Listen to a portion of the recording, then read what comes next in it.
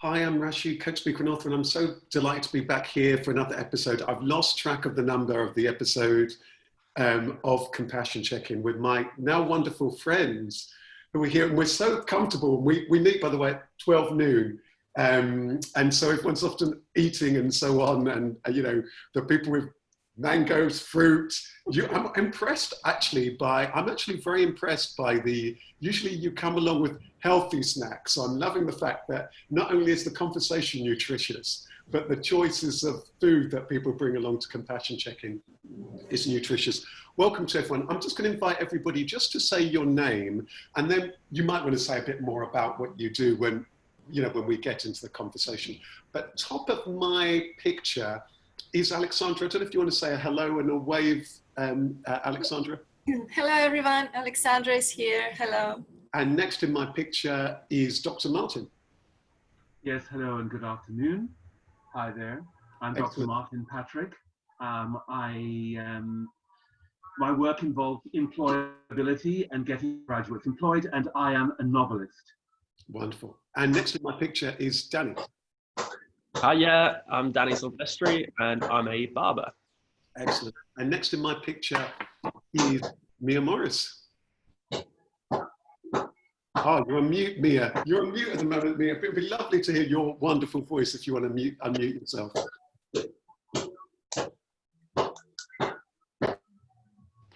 Sorry, Mia Morris, OBE here.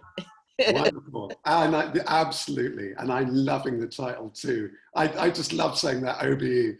And next up is Frank. Frank, do you want to say a quick hello? Hi everyone, Frank Munro in the house, civil servant. Wonderful. And next on my picture is Maya. Hi there, Maya Rangel, an accountant interested in health and well-being. Wonderful. And next in my picture is Movell. I don't know if you can hear us at the moment. It might be that you're busy sorting out everybody else in the house, or it might be that you're logging on because you wear so many hats. I wonder if you can hear us, in which case I'm going to invite you to unmute yourself and say a quick hello. Hi, I can hear you. I'm actually doing two things at once. I'm actually on another call, listening to someone else talking at the moment whilst I'm listening to you. So I'm about to log off that one. But hi everyone, Movell, D&I specialist. Wonderful, good to see you here. And for those people who don't know, Aleksandra, you're a yoga teacher and well-being specialist, aren't you? And welcome. And everyone, today our topic, it's only taken us to probably about 16 or so for us to talk about the topic that we have in the title. Compassion, kindness and compassion is our theme today. And actually, I want to jump in there because there's something you were saying and I'm just going to let a couple more people in. Aleksandra, something you were saying just before we began, when we were just, a few of us who were on the call, we're just having a little bit of a chat. And you told a story about, I think it was about Mother Teresa. And I think there's something that and we just ended up being this kind of conversation about just being kind, being aware how often our mind will be just making so many judgments of other people, and just to be a little bit kind. Do you want to just say a little bit about that? Because I think it would be a lovely way to kick us off. Yeah, we just had a little chat, and I realized that I'm often very judgmental, and it's a fine line when I feel like I preach and I want to change someone's life, and when I just have to let it go and accept it. And then I heard a story about Mother Teresa when a rich sponsor donor came to her village and wanted to take a selfie or picture with her. And then he started posing and asked her to pose in certain manner and way and change her position of her head and position of her hands. And other people got really agitated and nervous and angry at that donor. But then she was like, it's okay. And then afterwards they asked her, why did you allow that he treats you like that? And then she said, but you do not understand that there are different levels of poverty. So I found that it's really compassion in action. She realized, because I do not often realize when I have to say and when I don't have to say. And she realized that she cannot change this person this moment. She just allowed him. She gave him this space. And it didn't harm her, I think, at that moment. So it was not necessary for self-preservation. So she just gave this opportunity for him to be who he is, but she was aware of it. So the intelligence was there, but also compassion in action was there. I just love that, because I think so often we think about compassion and kindness, we think about doing things for people, but sometimes there's a kindness and compassion which is just recognizing that people are at where they're at and letting them be. And there's something profound about that. And even just hearing that story is just actually quite beautiful and humbling, and because I'll be aware that my mind will be thinking, oh, why don't they do that? This person should have done that, or why didn't they email me that? It's very easy for us to do that. So there is something about that compassion of just recognizing that somebody else is in a different space to you where you are, or may have a different level of awareness to that you have. And I want to just say at this point, a welcome to those people who've just joined us. And we're just talking about, we turned into a wonderful lunch club. Iris K, hello to you. And I know Lee's just logging in as well. Anyone else want to jump in at this particular point about our topic? Again, those for you who've just joined us. And Lee, good to see you. Our topic today is kindness and compassion. Does anyone want to kind of jump in and say anything about kindness and compassion? I mean, otherwise I might turn to Danny, because Danny, I'm going to turn to you, because I'm mindful that from the conversations that we've had, I think that kindness and wanting to help others is something that seems to be, to me, in your DNA, or something that's really, really dear to your heart. So I just love, and I think actually it's good to turn to you, because I think that you had suggested actually kindness as a topic. So I'd just love to know, why you suggested it, and whether you want to start us off with kindness or compassion. Yeah, I think it's a really, really big topic, the kindness and compassion and empathy, mainly because I almost live my morals through that. In that I just don't want other people to perceive me as not being those things, and so I end up almost overdoing it and overdoing the kindness, which is a balance I guess I'm trying to find. And I think we've talked before, and it's about some people don't almost need all of that kindness and compassion because they're happy where they are, and we have to also then be kind to ourselves that that's where they are on their journey, or that's where their balance is for them. And I think it's hard because sometimes I feel like maybe I'm not being compassionate enough, or I'm not kind of understanding. It's a really interesting subject, because I'd love to hear everyone's thoughts on it, as I'm sometimes aware I don't know if I am completely compassionate to others. It's a fine line. I think I am, and then someone may say, oh, you're not being empathetic enough to me, and then I guess that goes from Aleksandra saying with Mother Teresa, and in that we can't judge other people for it either. We can't judge others for whether they should be more compassionate, more kind, more this. But yeah, it's an intriguing one. On my journey, I'm trying to be compassionate to myself a lot more at the minute. And then hopefully in turn that I'll bring in the compassion to others quite nicely. Yes, Dr. Martin, yeah, please go ahead. I'm going to bring in Frank and then Martin, because I think Frank's always polite. He has his virtual hand up. And I'm so glad that you brought in that thing about self-compassion, Danny, because I remember once coaching somebody who I'd mentioned in the book Soul Trader, and he was stunned when I first talked about compassion relating to himself. It was like a foreign language to him. He had said to me often, nobody had told me about this compassion to myself. It was completely like a foreign language. Frank, and then Dr. Martin. Yeah, Frank. Hi, everyone. Danny, I'm going to push back on what you've just said a bit, simply because I think when we're talking about kindness and compassion, I think we're talking about our humanity. And I don't think it's possible to ever overdo that. I really don't.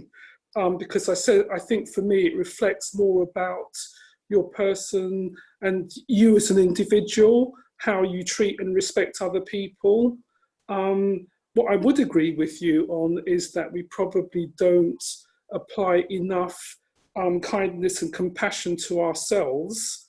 I can see that argument, but I think if you use the measure of overdoing it, what is enough for one person may not be enough for another person. So you've got to find the balance and level which you're comfortable with, which to my mind doesn't deplete and take away from you at the cost of what it is you're trying to achieve, and how you're trying to be perceived. Because I don't think anybody wants to be perceived as an ogre, and that's not what this is about. That's just my 2 pennies worth. I'll shut up now. No, it's good. Dr. Martin, kindness and compassion. Yes, I am moved by what you've identified, Danny, because in my long life, I've become acutely aware of the fact that there are givers and takers. And from the things that you said in these meetings, it's perfectly clear, along with almost every participant that you are a giver. You know, Aleksandra, there are so many of the things that she says, along with the things that so many other people here say, identify them as givers. But we also live in a world of people who take and constantly take, and they want more. And there comes a point when you actually have to ask yourself, if I allow someone to take all of my energy, all of my time, so much of my spirit, along with my resources, that's my human resources, intellectual resources, and of course, heart and compassion, what am I left with? And that is when you then become very, very needy, you know. In order to maintain the balance, it's really important for you to be self-aware and know that I have been very helpful to you, Mr., Miss. I have given you as much as I can. But, you know, when I do a little bit of stock taking, it has occurred to me that you have never given me anything, and certainly nothing comparable.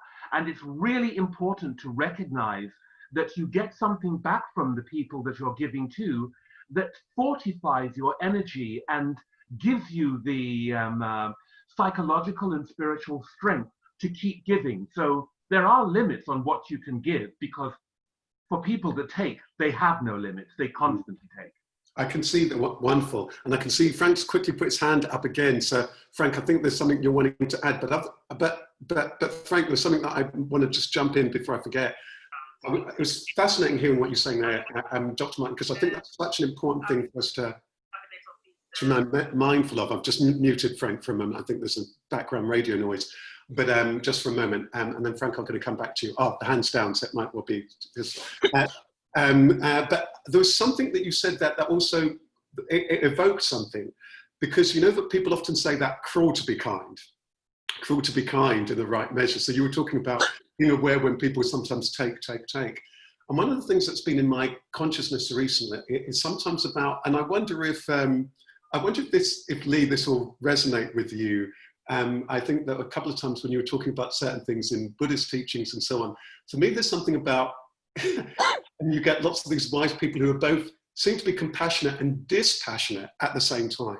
So I have this thing about sometimes you can be compassionate and dispassionate. So if I take sometimes if I'm having conversations with some of my friends, you know how sometimes we can be extra nice, and sometimes we have those times with friends and people we're wanting to support, and we will be edging towards seeing it from their point of view. You know, when that kind of happens where we straight away want to kind of side with them or be sympathetic to them. And now, do you know if you've had those times when you realize, actually, on this occasion, I really need to be compassionately tough with somebody to bring something to their attention. I think growing up, my mother was somebody who's very, very good at this. That compassionately, and I think in parenting, it happens a lot of the time. So, of course, there's great parenting and there's often not. But that thing about knowing when you can be really kind and compassionate, but seemingly tough because you care, but you're doing it mindfully and you're not harming. So that was just one thing that just jumped out to me that I wanted to kind of just share. Anyone else want to jump in at this moment? Iris, I could see your hand just went up. Kindness and compassion. Yeah, I think I would semi-agree and disagree with Dr. Martin, actually, because I think people don't have to give back. And I have a fantastic example for that. But I think that abusive people who are soul vampires, and they're the ones where you have to figure out quite quickly that they will just drain the lifeblood out of you. And I think there is actually, other than ego need, no real humanity in their need. But, I was thinking of the charity I worked with until last year. We had projects in Nepal, and one of our implementing partners was Christian community in Pokhara, and they were absolutely amazing. When they heard, so now it's monsoon time, is the time when they're on high alert. When one of the villages was hit by floods and landslides, they went immediately and looked what they needed. And because of the landslide, all the houses were buried in mud, so they went in and just helped them to tidy up and retrieve the dead bodies, and they cried with them and helped them to bury them. And then they looked what they needed, and they went back and they brought more volunteers and they helped to tidy up the houses. They brought them stuff for temporary shelter and food. They bought things for the children, school supplies, so that they could go back to school as quickly as possible. But in all the things that they got, they always got really nice things and no second-class handout rubbish things. And what was interesting about this community, they were one of the poorest castes in Nepal, so they were untouchables, where people would really avoid them. They were really like bottom at the pecking order. And for them to have that compassion meant a lot. And there's a thing they then did. They helped them to restock their livestock and learn skills to rebuild their livelihoods. And they had a bridge over the river that got also washed away as part of the floods, which prevented them from actually going over the river to the market or to work. And they built the bridge, rebuilt the bridge better than it was before. And then they came and painted the whole thing and got extra sides in so that it was safe for the children to go across. They've done so many extra things. And to me, those guys, they are just pure compassion. I could talk for hours about them. And you would not expect anything back. It's just humanity reaching out. They were just. It's an interesting point. It's such an interesting point. I'm so glad that you've thrown that into the mix there, because sometimes what you've brought to our attention is, why am I doing what it is that I'm doing? Am I doing this deed because I'm wanting to get some reward here tomorrow or in an afterlife? Why am I doing this, and what's my own need? And sometimes that can be very, it's a really interesting one. And you get those people. I'm struck by those people who just are so selfless. They just, the kind of people, and they're usually not the people. There's no plaudits. There's no nothing. They're just the people who quietly. I mean, Lee, some of those people. You've been supporting some of them, like this wonderful lady Nuran, who I mentioned in the podcast that you mentioned, living in this village in South Africa and just feeding hundreds of people every day, because people need to be fed, through her own resourcefulness. And I'm like, my goodness, and it strikes me, I've often found in life that people are often the most giving and most kind are the people who seemingly have no food in the pot, always have a full pot. Whereas lots of us who have, there's, can I do that? Do I have time to give or be kind?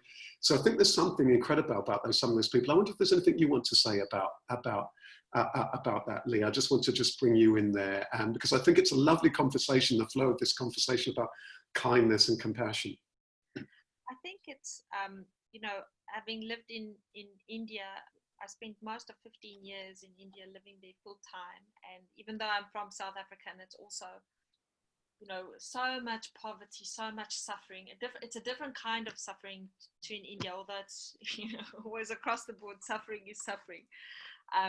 But it's some of the lessons that I've learned in India are the poorest people, where we've been invited into people's homes where they have nothing. like less than nothing. I mean, we lived with very little sometimes ourselves, with 3 rupees in your pocket, and you don't know how you're going to manage the next day. So I'm not a stranger to that kind of, oh my God, what am I going to do tomorrow? But at the same time, you go and you still meet another level of even less than that. I mean, their whole life is that.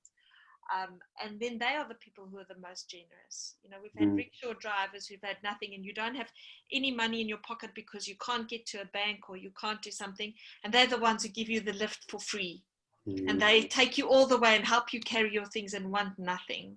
You know, so those kinds of touching things have so many times I've seen that. And it is always like, I remember you telling that story, Rasheed, of, you know, those ones who are kind, they're always the ones with the biggest pots, like this woman, Nuran, you know, she told me, we've had so many conversations and cried together so many times and laughed, and, you know, I kind of feel like I'm, even though I'm miles away, I'm standing there next to her, just trying to encourage her, because she also needs to be sustained. She needs the emotional support, or the, you know, just the encouragement, or just the courage sometimes to say, you know, keep going, we see you, you know. And not that she wants anything, she doesn't care whether I was involved or not, she would continue doing whatever she is doing. But this utter humility with how she does the work, you know, and then feeling so much empathy, almost sometimes to the detriment that you don't eat that night, because you know that if you're eating, the child the next day isn't going to have food. So you can't bear taking a meal, because you know how that person is going to feel the next day. You know, that kind of like level of kindness, that even if there's one pot, it's going to continue to feed whatever you can do. We've tried to encourage her to take a few breaks, because her and her team, there's 5 of them working tirelessly, really 5 people, some elderly people, the youngest one 13 years old, working every single day, especially since this lockdown, working every single day. So I think they've had 2 days where they've had a bit of a break, but she doesn't just break. She's still got food. She's still got a resource in the cupboard. In case somebody comes, I can give them a piece of bread, or I can give them just something, whatever it is. And I think this generous heart of, even if you're not able to, just still the spirit of giving and caring, and not just thinking about that they need food in their bellies, like how are they going to manage at home? Do they have a blanket? You know, what are the young girls doing, you know, with hygiene products? You know, what are the mothers doing that have to feed their babies? They have to be nourished. Just thinking of every aspect of their life, really tuning into that humanity, that real, genuine humanity. And I think that there's, you know, it's this boundless, in Buddhism, well, in Tibetan Buddhism, often they say this kind of, this boundless heart that you have to keep on giving, even if you cannot always give in you know, physically, this wish to be able to give, this continuous aspiration to grow this heart of compassion more and more and more and more. And I think that's the aspiration that kind of keeps me going, even though I feel so limited in so many ways, not to be able to benefit people how I wish to, but at least trying to grow that wish, not letting that dwindle or die, just kind of feeding that. How well expressed, because I think that really speaks to this whole thing about the compassion check. And I want to bring in Movell next, and welcome back. I just want to share a quote of mine. It's one of my favorite quotes. It really is one of my favorite quotes, that, and all these quotes just kind of come to me. But this particular one of mine that came to me goes something like this. I won't remember it quite word for word, but it's like, compassion is the rarest, most magical well. The more you draw from it, the more you share from it, the deeper it gets. There's only 2 things to my knowledge that do that: compassion and love, which is a source, and wisdom. The more you draw from it, the more you share, the more you give, the deeper it gets. And so there's something quite powerful that you were saying, and from this thing around, I think this thread that a couple of people have said now about humanity, that's very, very powerful. Movell, I want to bring you in, because I think from some of the things that on these sessions, I think there's also a number of things that you do where I don't know if you volunteered time and things like that. So I get this feeling that kindness and compassion is something, you're one of the many people in this call who have that in your DNA. I kind of almost want to ask, why do you do it? You know, why is it important, kindness and compassion? Do you know what? For me, it's just the example I've had. My mother is one of the most giving people, second only to my sister who passed away. And I think that's always been my example. She has been someone who always gives, and her response to always giving is, I always give, and so therefore I'll always be provided for, and that's, I don't have to think about it. So she continuously gives food. She's given shelter. We've had, growing up, there were always people in and out of our house who lived with us, whether they slept on the floor or slept on the couch or shared our rooms. People always lived with us. Some were family, some were friends, but she always gave. And it wasn't that, she was giving food and money to charities, and she gives of her time. And so for me, that's been my example. So I tend to, I give a lot, but mainly to things that I'm passionate about, and to people that I'm passionate about, and to causes that I'm passionate about. And I think giving shouldn't be with an agenda, and it shouldn't be to get anything back in return. You just do it because you can, and because you're moved to. So when I give of my time, it's usually because I'm moved to. So I donate my time to things like being a school governor, or to sitting on a charity board, or to being a part of an organization that is, I don't know, mentoring, whatever. I do the things that I'm passionate about doing. But I think that I'm able to do that because I'm also very serious about giving back to myself. Because you can't give from an empty, as we say in the Caribbean, you can't give from an empty calabash. Right? You have to be able to replenish, and that's the theme that's consistent for me throughout all of the discussions we've had on compassion check-in. It's the element of self that's important, and you have to be able to nurture yourself, to give to yourself in the same way and as freely as you give to others, because otherwise you don't have anything to give. And I think once you're able to do that and give to yourself, then giving to others almost becomes nothing. But you have to be careful about how much of yourself you give away, because there will come a time where you can't as easily replenish, whether that be physically as we get older, or mentally. If you keep giving and giving and giving and give to the wrong things, then there does reach a point where you have nothing left to give, and it becomes a bit dangerous because you're constantly giving from a depleted source. So I think you have to take care of yourself. You have to be discerning about where you give, but not worried about what you get back in return. And as a result of that, I always get, I don't feel like I'm ever empty, because people give to me. I'm on these calls with you guys, and there's so much that I get from them, which enables me to then give and pay it forward. It's wonderful you're saying. I can just see how everyone's filling up from the things that you've said. I love that phrase, moved to give. Moved. I think that sometimes that can happen, isn't it? You know, when you're just so touched, you can't but get involved. You can't but help. You can't but. It's beautiful. Maya, anything you're wanting to add from that? I could see you smiling at the beginning of when Movell was speaking there. Anything you wanted to add to this kindness and compassion discussion?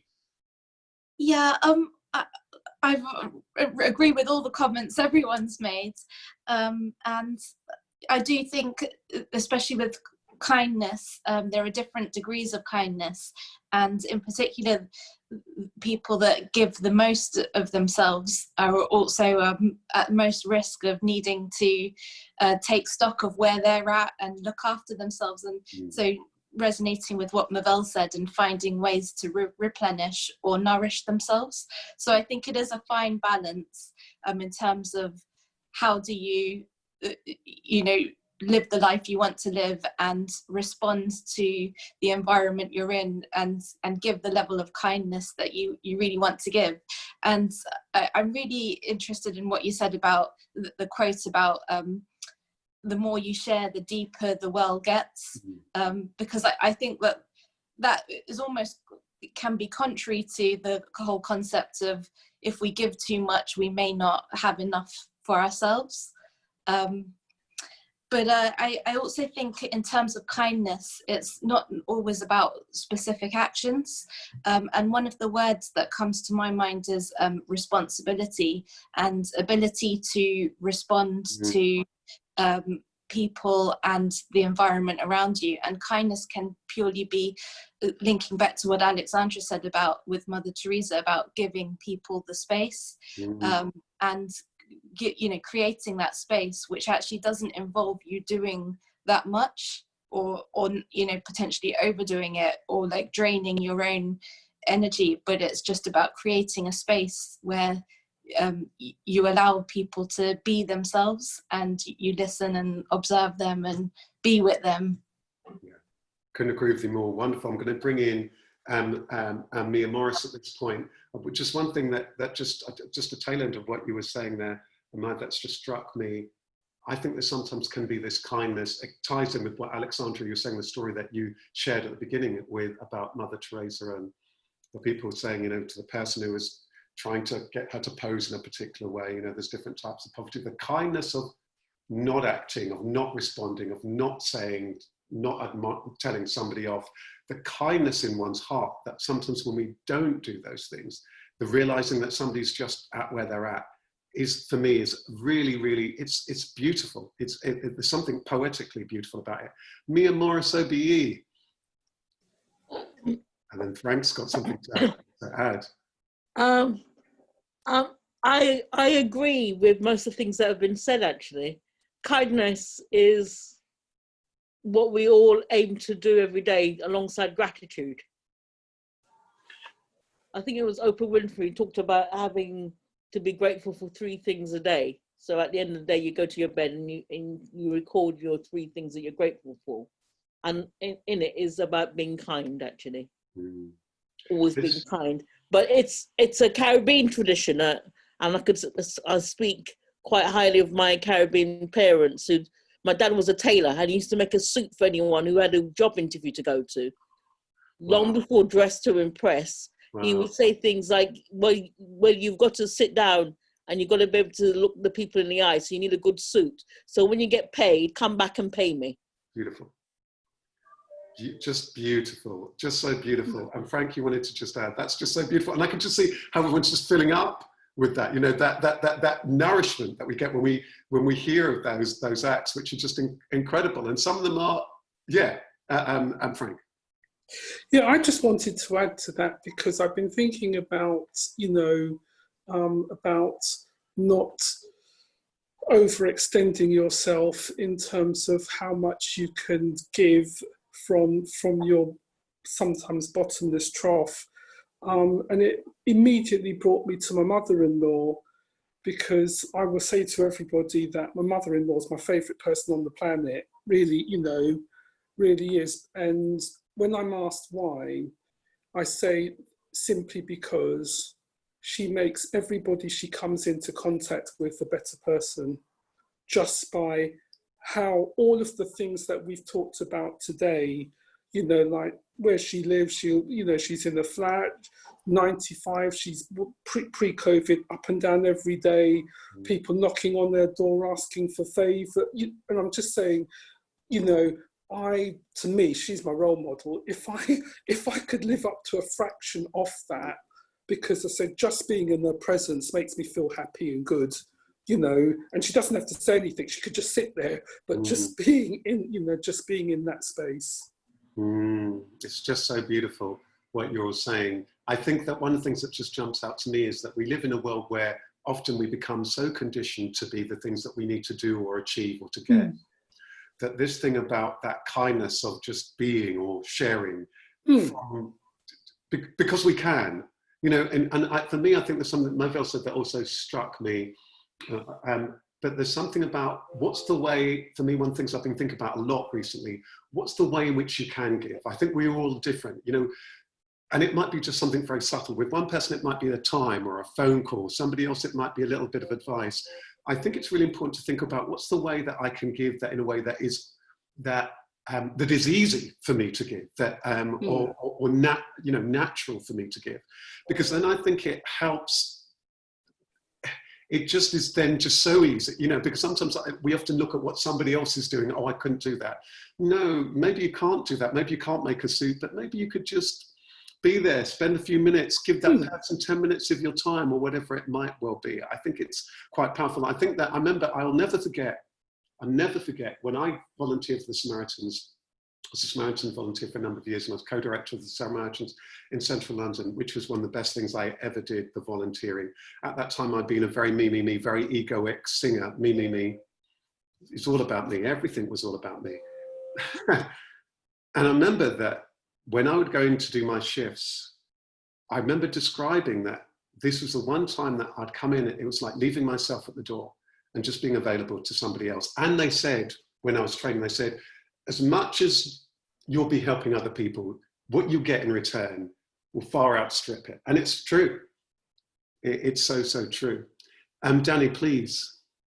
Yeah, I think that is really true. And it's almost a win-win when you do help other people and you see the smiles, you see the compassion you gave them and how it lifts them. It just immediately lifts yourself and it makes you want to go out and do more. It makes you feel almost like a superhero. And I see it quite often. I resonate with what Mia's saying in the Taylor story with, you know, her family, because in a barbershop, there's a lot of give. There's a lot of having to give to people. Now, you know, I receive my wage or the money that they give me, but there's sometimes even this week where a client has lost their job and they might not have the money to afford to pay me, but they're a regular client. I'm not going to just say, no, don't come. Just, it's that endlessness of like, that surprise as well, that they think, oh, really? Like, and it's we're human beings. We're not robots. I think we're getting used to seeing the computer say no so many times. Actually, in a small business and in a small network of people, there's so much we can actually give and do, but we're almost getting more to be computer-like and less human-like, which is quite scary, I think. Because I just want to bring that human element back into my circles. And I think, Rash, you mentioned on one of the retreats about having your different circles, your kind of inner circle, your wider circle, and then the bigger network outside of that.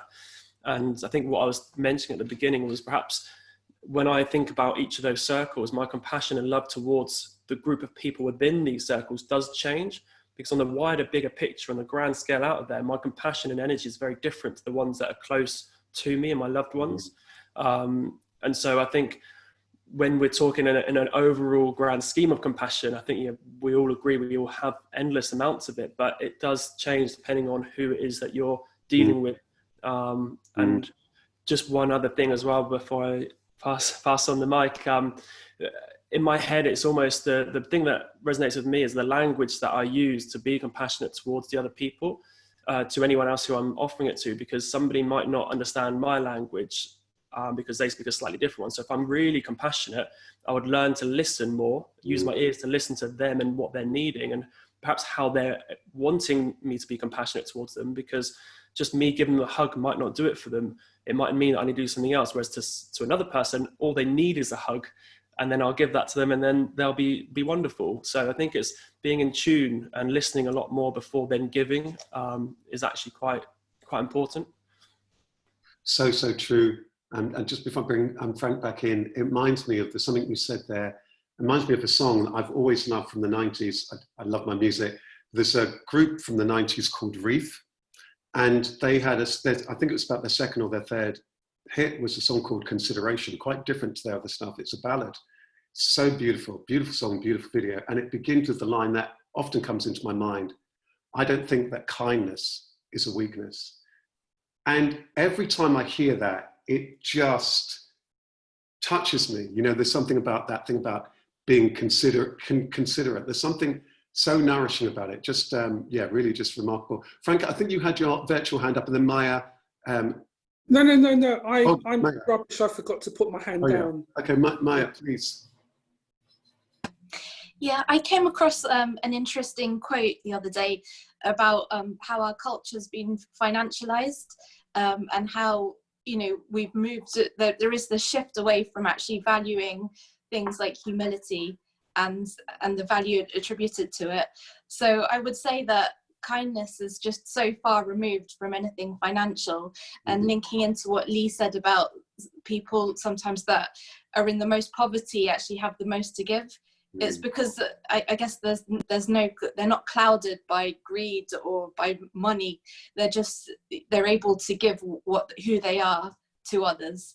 And it's actually just stripping back anything to do with money and actually just connecting with that very raw space of what is it within your heart, you know, which is, so everything about kindness is nothing to do with money or economics, in my opinion. But it's also a lovely link, because it makes me think about the word wealth. And when, and you know, and I'm picking up on the thing that I think the thing that Mia had said before about, there's something you said before, Mia, and it's just passed me by, but there's something for me about, if you think about that word wealth, if you think about that wealth, the people, oh, it's gratitude.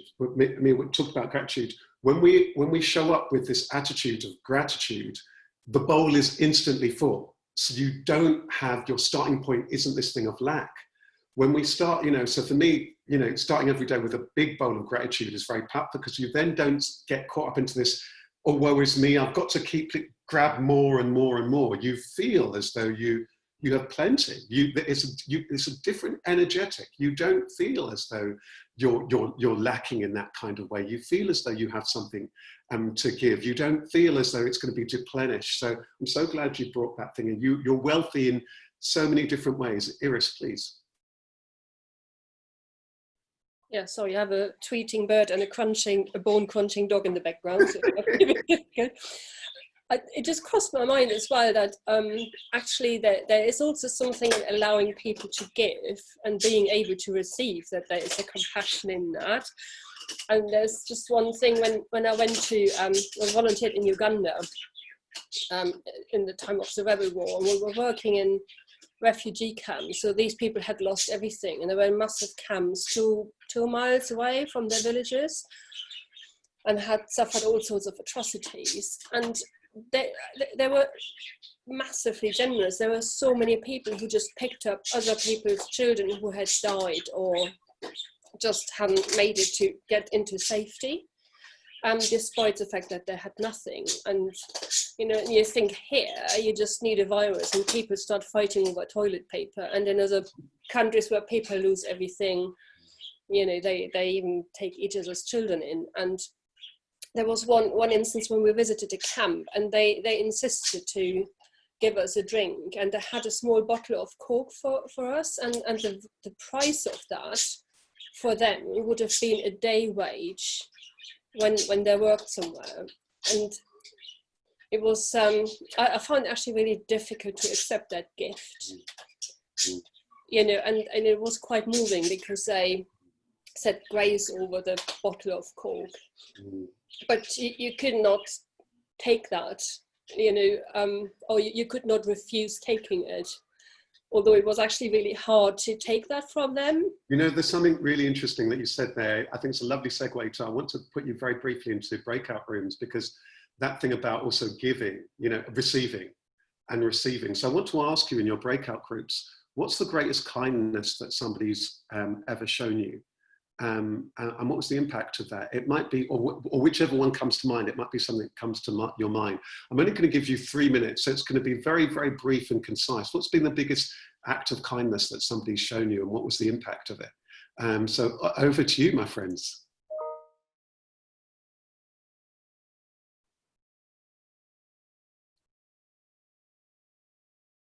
Okay, let's see. And let's see, Lee, or you can stay with me if you want to, or you can click on that. I think Lee's just about to join. Okay, I wonder if Lee's all right. Lee, have you frozen? Uh-huh.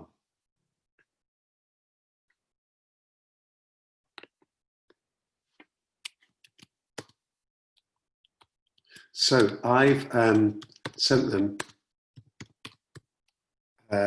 into their breakout rooms just to share what's the biggest act of kindness that somebody's shown them. Because I want to, I think there's something about when you, I mean, it's been a really beautiful compassion check, and I hope you agree. I think there's something about when you reflect. I mean, we've been talking a lot about giving and the value of us giving to others and being kind and compassionate. Absolutely. But I think there's something also when we link this back to kindness that's shown us and how we've benefited from it, that kind of rounds everything and fills us up in a particular kind of way that might well be moving You know, it's that thing that Movell was saying about moving to act, that there's something quite powerful and profound that might just shift something. So I'm really looking forward to what people say when they come back. But for me, this stuff about, you know, kindness and compassion is really deep. It's probably why I've called this hour Compassion Check-In. Compassion is my favorite word. And I think this thing about kind, you know, I mean, they go hand in hand.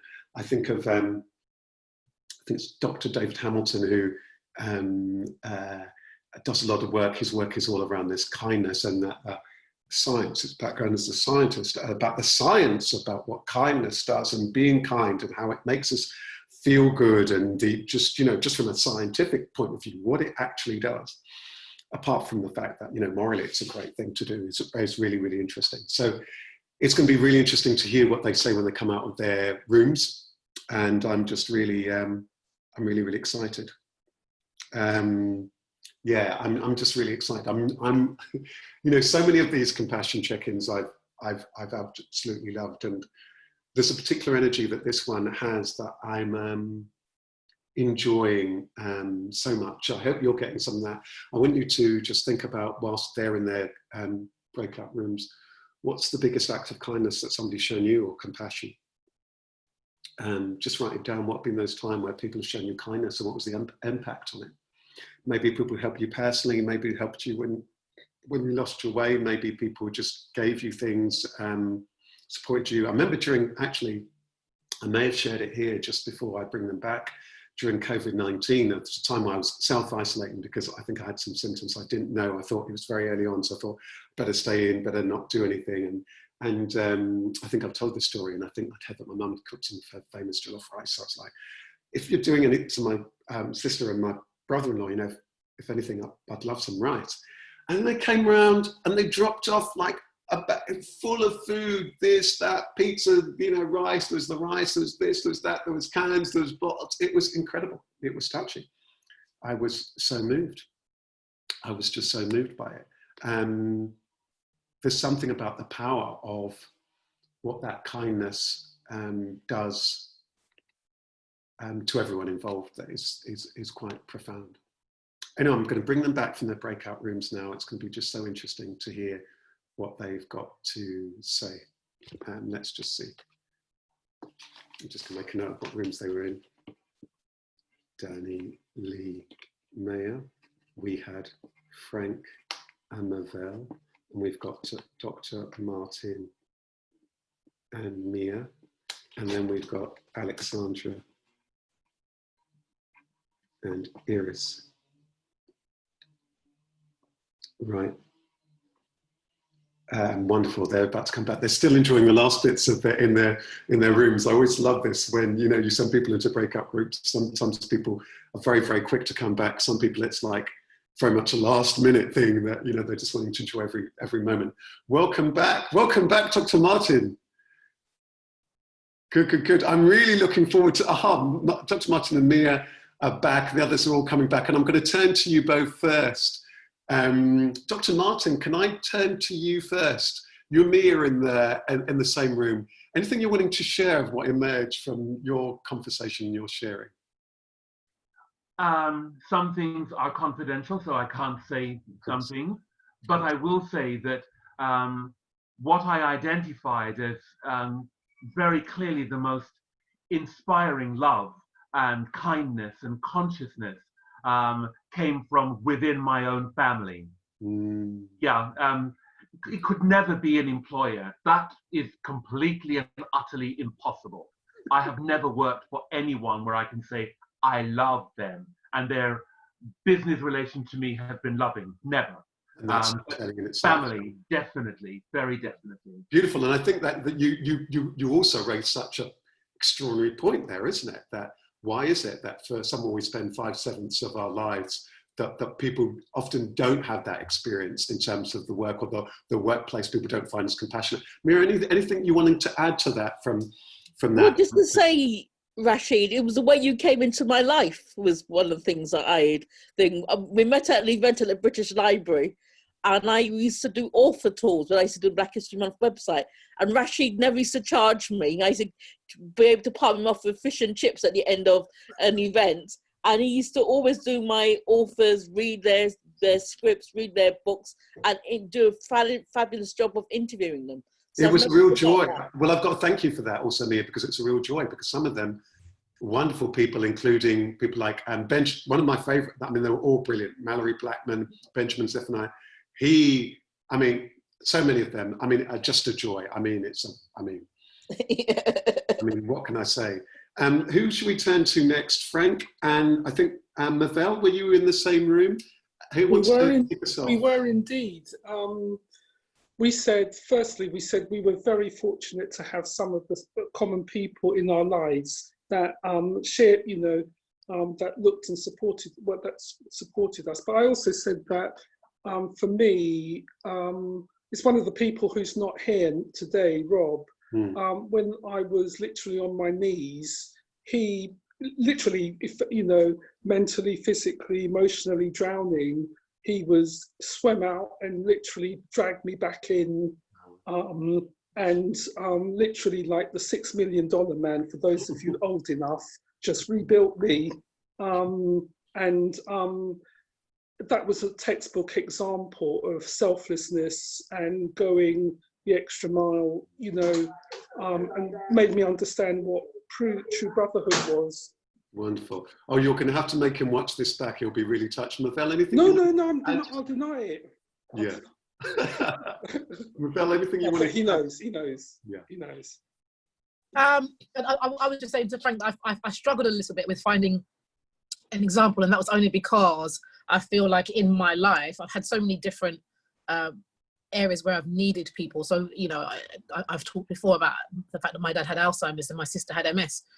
So there was a lot of emotional drain on myself and members of my family. And I've had so many people. I've been very blessed and fortunate to have so many people come in and out of my life and just be there for me, especially when I didn't ask them to be, and when I didn't even know what I needed, they would just appear.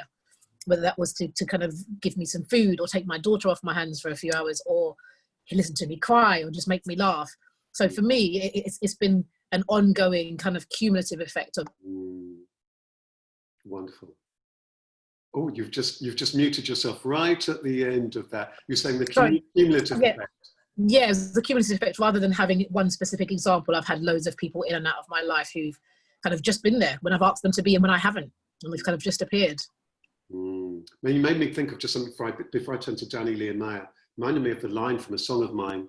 It's called World Full of Wonder, and the lyric goes, "Well, I know where I go, I must travel alone, but the people I've met will carry me on." So for me, there's something about that there's something about, whilst the journey can be a very lonely journey, there's something about how everybody who we meet, there's something that we gain, and this, I can't explain it, something enriching that, while the world has its tempests, its tears and its fire, there's a world full of wonder to which you'll aspire. Danny, Lee and Maya, you're all in the room together. Who wants to kick us off?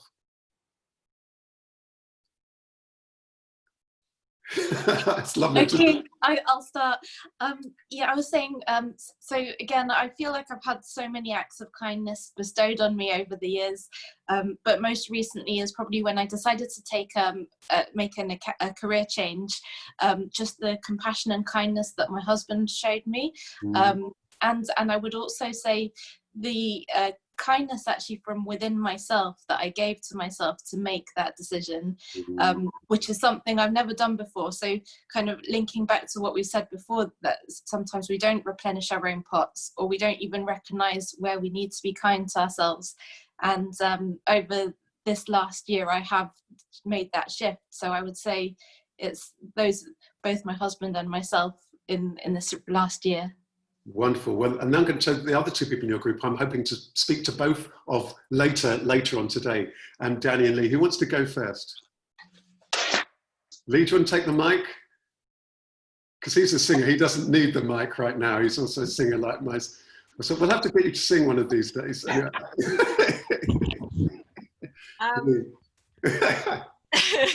I also struggle to find just one example, because I feel I'm very blessed in the way I've never had pocket riches, but I've always had riches of friends and mentors and teachers and guides. So for that, I'm very, very grateful, and so many kindnesses. But I guess the one that made the strongest impression on me was when I was 21. I was lucky to meet His Holiness Dalai Lama. And it was just quite by accident that it was someone else's meeting, and they invited me to come along, and I was just so blown away. It was all so new, and I was a bit gobsmacked. And I think the thing that touched me the most is my friend really wanted a picture with Dalai Lama, of himself with Dalai Lama, and kind of, having this prize kind of thing. And I was quite happy not to be in the picture. I was blown away just to be there. But Dalai Lama came up to me and took my hand and pulled me into the picture and made me come and stand with him and I was just bawling. I was just like, the pictures are horrible. But it was just this reminder. I think the impression that it made on my mind, never to exclude anybody, to always remember that everybody, don't, even though the people, might be in the background or whatever, to be sensitive and kind to them. And I think that's the lesson and the kindness also. Now I'm very grateful. How profound. I love that line. And can I just say, I must say, you're one of the most, you've got to see, if anyone has not been on, most of you haven't been on the retreats, the actual physical retreats. Lee, you have this way, both you and Justin have this way that as soon as people, the way that you welcome people, the way that the kindness that you show people, which is impossible to fake. it's just incredible. Danny. Yeah, it's for me, Rash. There's so, unlike anyone else, there's so many stories of just kindness and love in the world that if you're open to them, you can receive them. And I think it's quite nice to just take stock of that, because it wasn't until this moment when you're trying to recall a moment, and then it's like you have so many, and which is better, and there isn't a better one. It's just the gratitude that you have for how many wonderful people there are. And my one of my examples was just yourself as well, just to wrap this up, like the platforms you give us, and Marcus, our joint friend, to just sort of get me in touch. And like Mia, you do it from your heart, and it speaks to me more than any other help I've paid for, that I've gone through, that I've been on this journey. So that and just is amazing. So yeah, thank you. Right, thank you very much. It's just such a pleasure. It's just such a pleasure. It's a joy. Aleksandra, and I've got a name that I can't, who were you in with? And I should be able to tell it's who we've not heard from. Who? I'm going to lose points. Who were you in with? I was with Iris. And Iris. So Iris and Aleksandra, who wants to kick us off first? I think for both of us, it was difficult to find like one person who inspired us, but for me, it was those moments of those people who told me that it's okay to say no. So what Dr. Martin said at the beginning, it's like sometimes there must be a reciprocity in a relationship. And I overstayed, and then I destroyed my health and mental, physical, and then I have nothing to give. Even if I I didn't have anything to give. And that would hurt me. I would feel guilt. And so it's really not good. And those people who told me it's okay to say no, you can still have attitude of giving. You can wish all the best for other people, but you don't have to be the one who sacrifices. So I think for those people really helped me a lot, who taught me, yes, it's okay to say no. It doesn't mean you hate, you put anger or negativity in your heart. You still stay as you are, but you just don't give as much. Wonderful. Iris. And we made up, we're going to meet up, Iris and me, so we have to discuss it further. Oh, wonderful. You're going to meet, actually. Oh, fantastic. Oh, wonderful. How wonderful. Iris. Yeah, I think we only had 3 minutes and you took us out of our room. So yeah, I think we seem to share some similar experiences, and I think it is that if you sacrifice a kindness to yourself to be kind to somebody else in the wrong situation, and I think that is a spiritual, really nearly a spiritual component about it. And Movell was saying earlier on, if you're moved to give. And I think if you're moved and it's a spiritual thing, it's effortless. But when you come to soul vampires, they will drain your energy out, and that's a different spiritual dynamic. But that is sometimes useful to embrace, to teach you a lesson about boundaries. Oh, wonderful. We're coming toward the end, and I just wonder if everyone would just offer just one word or one sentence of what they either want to take away with them to hold on to, or that you're wanting to offer out to everyone here or anyone to listen to me. But I must say, I think I love all of the compassion check-ins, but I think that there's something about this one that I think is my favorite, because compassion for me is the most important human quality. I have a saying that, got lots of sayings, as you know. Compassion is even more powerful than courage. Sure, with courage you can conquer the world, but only with compassion can you heal and you build it. So for me, compassion, without question, is the most potent thing in the human experience. It just changes the game completely. So I'm so glad today for me has just made the whole compassion check-ins so worthwhile. Dr. Martin, a closing word from you, please, to kick us off. Thank you. Compassion has always meant to me acts of kindness, and that's my definition, and that's the way I look at it. And I've always believed that acts of kindness reminds you of your own humanity, and it always makes me feel incredibly powerful to do something that's going to uplift somebody else. And you know that the connection between the two of you is something real and something very powerful.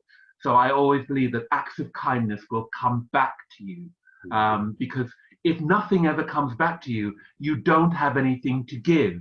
You must have something in yourself that gives you strength and vision and foresight, kindness, and without those things, it's very, very difficult to give to somebody else. So. Wonderful. I'm going to turn to Danny just in case there's other people outside waiting for their haircut. So I'm going to jump to you first of all, just in case. Thank you. Yeah, this is a really magical conversation that we've had, and my biggest thing that I think is pass it on. I think it's such a unique skill, not necessarily to when somebody is compassionate to you that you then have to give it straight back to them, but just to have it in your mind that you pass it on. And my Italian heritage, there is actually a word for it that's used in a coffee shop. If you go and order a coffee, you order two, because you can then suspend your coffee for the next person that comes along. Just a random act of just love and kindness. And if we could just take that a little bit further into the world, and I know for sure everything that I'm learning is just things I will pass on to other networks of people when I see that they need it. So yeah, that's my final thing to say on that. What's the word? It's cafe sospeso. So you go in there and you order your cafe, and then you add a cafe sospeso to it, and then that means that you pay for somebody else's coffee, just a random person. It's not just anybody. It's just whoever comes in and needs a coffee that's there for them behind the counter, and they don't even know who it is. And that's the magical thing about it. They don't even know who it is. So sometimes that's what's so wonderful. Love it. On that note, Danny, who are you going to pass it on to give this their closing? Go on, Lee. I'd love to pass it to you.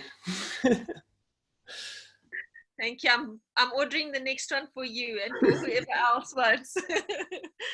I think the biggest lesson, I guess, has been also, with kindness and compassion, there's also the other side of it that has to be the wisdom side.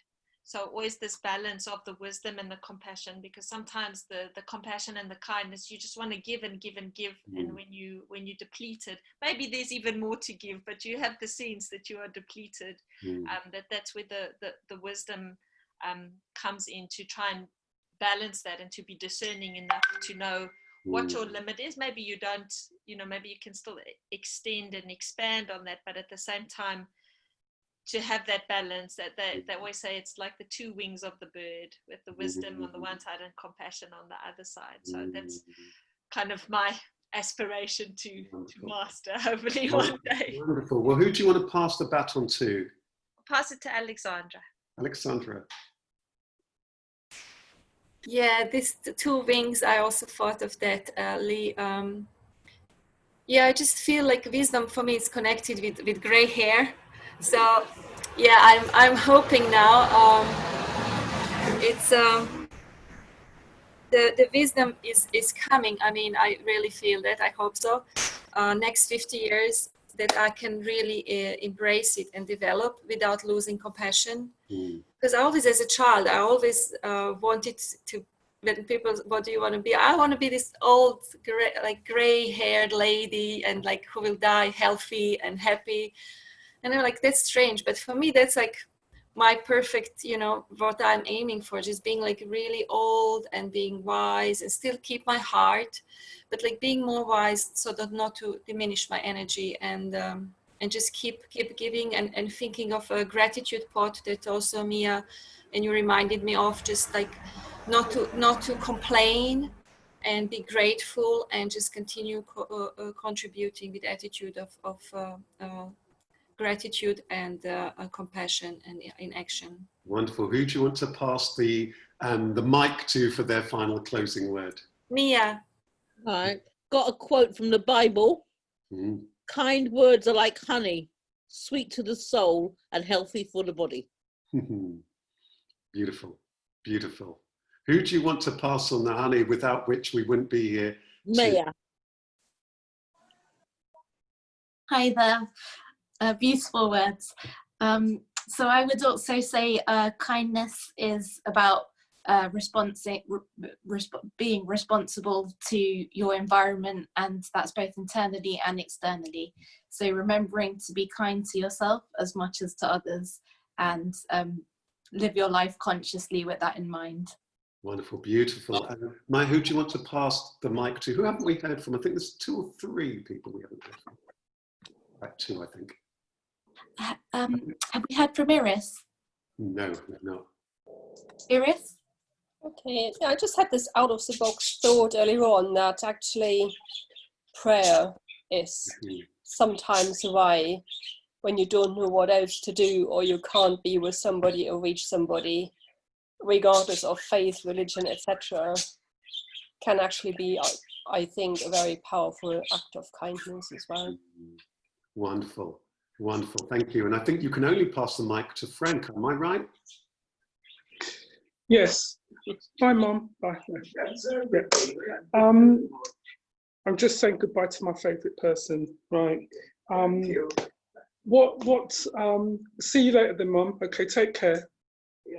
Okay, right. What this compassion session has shown me, and like Rash, I think it's probably my favourite, is that I still think we've got work to do, because what's come out from this session is that very often it's those that have the least to give the most. You know, so I'm just saying, so they set an example, you know. As I said, when I look at my mother-in-law, you know, as I said, for me, she's just that, you know, she's my role model in that respect, you know. I'm so glad you said that. I think that what you left us with words that are humbling, actually, and I think that's a beautiful place to be. I just want to wish you all the best. Danny, hopefully I'll be speaking to you later, my friend. Have we heard from Dr. Martin yet? Or? Oh, Dr. Martin, have you not said? Oh, yeah, Dr. Martin said you the first one. Yeah, sorry. Well, I'm going to be in so much trouble otherwise. But thank you. I just want to say thank you to everybody who's been part of here. I just want to stop recording here. Do you want to say goodbye to everyone? And actually, I want to take a picture with your permission. Can I take a picture of all of your smiley faces? Because just to remind me, it's a lovely keepsake of today. Let me just do that square so it's ready for social media. How about that? But just to say a real big thank you. Lovely to see you all. Looking forward to speaking to Lee and Aleksandra in a few minutes. Danny, hopefully speak to you later on this afternoon, diary willing, and see you all here soon. Oh, can I ask you one very, very quick question? For those of you, I know some of you have kindly been on, have come along to our, that Lee and I have run the Inner Retreat series. The next one we're going to be running is either Saturday the 1st or Sunday the 2nd of August. And the theme is simplicity, I believe. Simplicity. And I just want to get your views. do you think, what time of day would you prefer? Saturday morning or Saturday afternoon? On Saturday morning, i.e. 10 o'clock or at noon? Or would you think that Sunday at 10 or noon is a better time? I'd just love to know your views. Anyone got any views on which time you just think is generally a better time? Sunday 10 noon for me. Sunday at noon would work. Sunday at noon for Frank. Yeah. Anyone else got any thoughts? Saturday lunchtime suits me. Saturday at 12. I think Saturdays are quite nice, but I'm happy either way. Okay. Yeah, same for me. With Saturdays are good as well. That's interesting. Yeah. Any other views? Okay, that's good to know. Saturday afternoon would be great. Okay. That's interesting to know. And we're going to need to run a special one for you, Frank, because we know we need to get you to come along to one. So Well, no, as I said, I said to Rash before, on Saturdays, that's when I do my mother-in-law shopping and take her out. So Saturday, it's just not easy for me because it depends as to what time we leave the house and stuff like that. So it's just really, really difficult. we will run a Frank Sunday retreat. Trust me, it will happen. And I just realised, that's the 1st of August. I think so. Yeah, in which case the morning would work better for me, or the Sunday actually, because I have a lockdown 50th birthday party with a friend sometime later on in the day. I don't know when that is. Lee and I will digest that and we'll pick up from there. Thank you, everybody. See you all soon and really lovely to see you. Next week, Rash. Okay. Sorry? Oh, topic. Oh, good question. Anyone got any requests? Yeah, topic requests for next week. Next week, any requests? Is anything left? I'm just going to say that I need to shoot because I've got a client out there. Yeah, we'll let you go, Danny. I look forward to hearing you what the topic is next week. See you soon. See you later, mate. Okay. See. Yeah, any requests? How about boundaries? Boundaries. Or something like that, because that's still my challenge. Boundaries. I would love to combine. Very nice, Aleksandra. Yeah. And what about balance as well? Would that Balance and boundaries. How about balance and boundaries? Should Yeah. we put together? Yeah, that will work. Balance and boundaries. It just gives us a nice Yeah. room. Yeah, I like it. Okay, everybody. See you soon. Lee and Aleksandra, feel free to stay on the line. I know we've got a meeting afterward. And so good to see you all. Just such a joy. Okay, Thanks. Bye, everyone. Thank you, everyone. See you. Bye. See you. See you, Iris. Bye. Bye, everyone. Wonderful, wonderful, wonderful. Thank you, Mia. Thanks for writing to us, Mia. Thank you, no problem. Oh, brilliant, brilliant. Right, should we give ourselves like 10 minutes to grab a sandwich and tea and stuff like that? Yeah. Let's do that. Okay, I'm going to put myself on mute. We want to hear your song.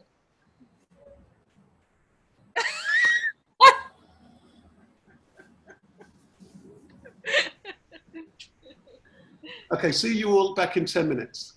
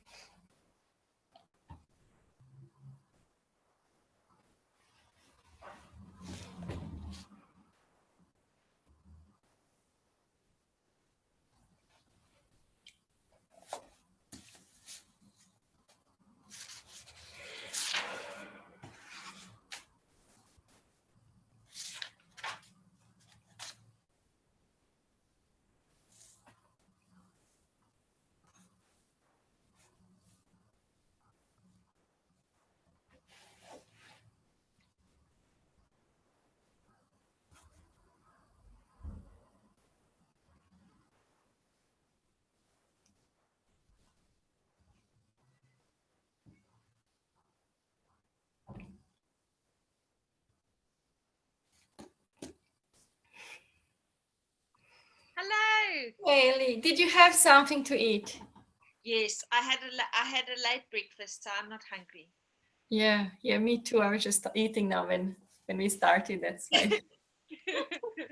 Did you hear anything from Justin? Did he take off from Amsterdam? Yes, he said he's fine. He's already in some meetings and Okay. so he's fine. And they invited him to go to some restaurant, but he just took his sandwiches. We're so paranoid to get sick because of course. things that actually it's not worth it, you know. It's not worth it to be polite and just it's just because I think, you know, they are careful, but I think people just really I don't want to create any more worry or suffering for anybody else. No. I mean, this is the boundary, you know, and you have to really be, you know, mindful and self-protect yourself, because this is the point, you know, and I also, like I told Sam, I can't, because of my mom also, who will take care of her if I get sick? I can't afford to get ill and nothing, like there's no way. Exactly. And I always think of, you know, these people in the hospitals, you know, these care workers and these people really, they had a small clip just of a woman in South Africa. I don't know if you saw it. I watch Al Jazeera a lot because it's more neutral, and they, you know, she had one clip where she had 3 people die in 1 hour. You know, and she said she found out the one lady was pregnant at the time, and you could see she's a young woman, a nurse, you know, full of energy, full of vibrance, and just broken. And I just think, you know, these people, we can't forget about them. In the beginning of this pandemic, you know, people were the heroes, and now it's nothing more anymore about them, you know, and it's just, it's not fair to put the strain on someone else. And also, who wants to be sick? It's just, you know, let me just put it on speaker because it's so bad. It's very bad. It doesn't work. Wait just a second. Can you say something, Lee? Yes, can you hear me? Oh yeah, I can hear you better because my speaker on the Chromebook is very bad. Like really, so I have to come very close to it to hear. Okay. Now, I think what you were just saying was really, really powerful. I think there's a lovely link between what you're both saying and where we're at. There's something there about the boundaries and the self-care and, you know, doing the things we want to do in the world. And I wonder if it's worth us just record. Is it worth us recording just in case? Yes. But there's a echo.